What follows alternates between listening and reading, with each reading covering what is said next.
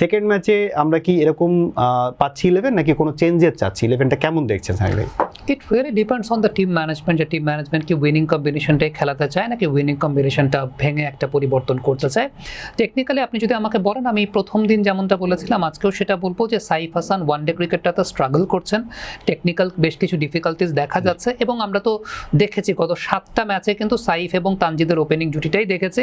Now it's really high time to see the another pair, it's between Tanzid Tamim and Soumya Sarkar, কারণ before world cup we need to see how much in touch they are. So Shomo really deserves an opportunity এবং সেই জায়গাটাই মনে হয় উচিত।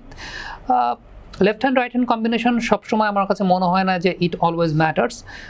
Data যদি আমি বলি তাহলে সেই জায়গাটাতে ওই একটা পরিবর্তন তো বলছে, আর পরিবর্তনের পক্ষে আমি আসলে আর না, অন্তত এই ম্যাচটাতে। ডেফিনেটলি থার্ড ম্যাচে পেস বোলিং কম্বিনেশনে একটা পরিবর্তন আসতে পারে, স্পিন বোলিং কম্বিনেশনেও পরিবর্তন আসতে পারে, বাট সেকেন্ড ম্যাচেও আমি একজন লেফট আর্ম অর্থোডক্স স্পিনারকে খেলাতে চাই। এখন তানভীরের কথা বলা হচ্ছে এই কারণে, কারণ এই দলটায় একমাত্র স্কোয়াডের মধ্যে একমাত্র লেফট আর্ম অর্থোডক্স স্পিনারটা তানভীর।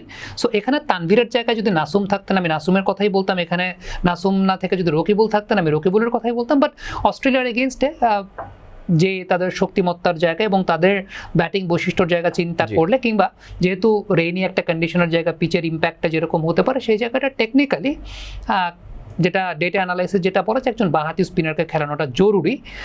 গত ম্যাচে দেখেন আমরা বলেছিলাম, এখন আমরা কেউই কিন্তু টিম ম্যানেজমেন্টের পার্ট না, বা আমরা কিন্তু ডিসাইড করি না। যেহেতু টিমের সঙ্গে অভিজ্ঞ কোচিং প্যানেল আছে, মোহাম্মদ আশরাফুল আছেন, সালাউদ্দিন স্যার আছেন, ফিল সিমন্স আছেন, তারা তো আরো বেটার জানেন, তারা তো আরো বেটার অ্যানালাইসিস করেছেন। সো তারা কেন তানভীরকে খেলিয়েছেন, তারা কেন একজন লেফট আর্ম স্পিনারকে খেলিয়েছেন, তারা নিশ্চয়ই আমাদের এই কনভারসেশন শুনে তারা খেলান নাই। সো ওইটাই ডেটা ওইটাই বলে, ওইটাই হয়। এখন তানভীর ওই দিনটা এক্সিকিউট করতে পারেন না, ইন্টারন্যাশনাল ক্রিকেটে সে ব্যাপারটা হতেই পারে। বাট অপরচুনিটি তো ডেফিনেটলি ফেয়ার চান্স যদি আপনি বলেন, অপরচুনিটি তো একটা ম্যাচে তো আপনি কোনো ডিসাইডিং ফ্যাক্টরে যাবেন না, অপরচুনিটি আরেকটা তানভীরকে দেওয়া হবে বলে আমার কাছে মনে হয়। আমার খুব মনে পড়ে যে শ্রীলঙ্কা এবং আফগানিস্তানের মধ্যে এশিয়া কাপের একটা ম্যাচ ছিল, যে ম্যাচটাতে ওয়েলেলাগেকে খেলানো হয়েছিল, দুনিত ওয়েলেলাগেকে, এবং এটার পেছনে কারণটা ছিল ডেটা যেটা বলে যে আফগানিস্তানের ব্যাটসম্যানরা বাঁহাতি স্পিনের এগেইনস্টে দুর্বল এবং তারা বাঁহাতি স্পিনের এগেইনস্টে উইকেট দেন। But on that particular match Wellalage লাস্টের দিকে মোহাম্মদ নবীর কাছে 1 ওভারে 30 রান খেয়েছিলেন, রাইট?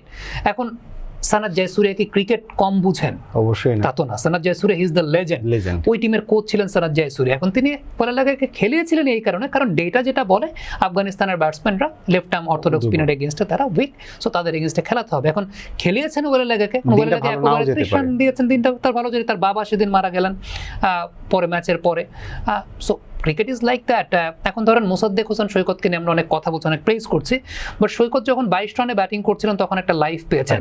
যদি সেই লাইফটা না পেতেন সৈকত, ধরুন ওই সময় ক্যাচটা হলো, তাহলে কি এখন আমরা মোসাদ্দেককে নিয়ে তো কথা বলতে পারতাম? অনেক কাটাছেড়া হতো তখন তার ব্যাটিং অ্যাপ্রোচ নিয়ে, তার ব্যাটিং তখন অনেক টেকনিক্যাল ভুলও তখন বেরিয়ে যেত। উনি রিভার্স সুইপ যেগুলো করছেন, স্কুপ করছেন, সেগুলোতে উইকেটও যেতে পারতো। তখন বলতে ফার্স্ট ম্যাচে কেন এটা? Cricket is like that. এখানে ব্যাপারটা হচ্ছে যে কোনোদিন এক্সিকিউশন হবে, কোনোদিন এক্সিকিউশন হবে না। ইট রিয়েলি ডিপেন্ডস যে ওই পার্টিকুলার দিনটাতে কে বেটার শেপে থেকে পারফর্ম করতে পারছেন। সো ব্যাপারটা আসলে সেই জায়গাটাতে। আর পাকিস্তান সিরিজেও কিন্তু আমরা লেফট আর্ম অর্থোডক্সের এগেইনস্টে কিন্তু আরাফাত মিনহাজকে কিন্তু দেখেছি আমরা, ওনার এগেইনস্টে ভালো বল করেননি, ব্যাট করেননি অস্ট্রেলিয়ানরা।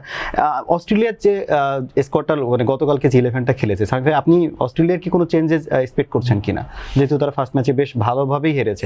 এইটা ইট রিয়েলি ডিপেন্ডস অন যে অস্ট্রেলিয়া কেমন শেপে বা উইকেট কন্ডিশনটা কেমন থাকে। যদি এরকম হয় যে উইকেট একটু প্যাচি মনে হয়, দে মাইট ব্রিং আনাদার স্পিনার, কোনাম্যানকে তারা নিয়ে আসতে পারে। এর আগের দিন কিন্তু প্রথম 10 ওভারের মধ্য থেকে আমরা দেখতে পেয়েছিলাম যে টার্ন এক্সপোজ হয়েছিল এবং শর্ট বেশ ভালো বোলিং করেছেন right arm off break bowler Adam Zampa.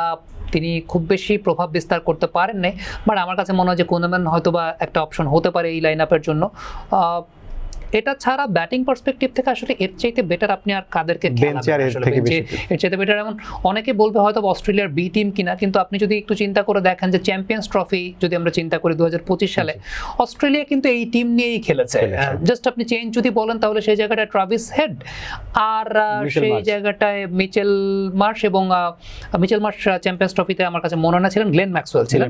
Otherwise bowling কিন্তু এই বোলিং সেটআপই স্টার্ক, হ্যাজেলউড কিংবা প্যাট কামিন্সরা কিন্তু চ্যাম্পিয়ন্স ট্রফিতে ট্রাইতেও খেলেন নাই এবং অনেক দিন ধরে এই ট্রাইও ওয়ানডে ফরম্যাটটাতে একটু অনিয়মিতভাবেই খেলছেন, বা তারা হয়তো বা অ্যাশেজটাকে বেশি প্রায়োরিটি দিতে গিয়ে ওয়ানডে ফরম্যাটটা বা এই ফরম্যাটটাতে কখনো কখনো বিরতি নিচ্ছেন, ইনজুরির কারণে এর আগে চ্যাম্পিয়ন্স ট্রফিতেও খেলতে পারেননি।